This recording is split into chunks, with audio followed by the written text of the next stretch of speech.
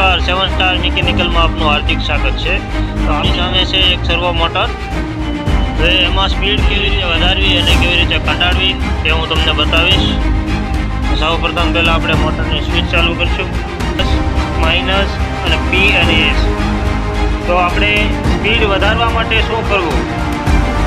તો સ્પીડ વધારવા માટે પ્લસનું 2013 કરવા માટે 1 કરશું, પછી પાછું પી દબાવશું,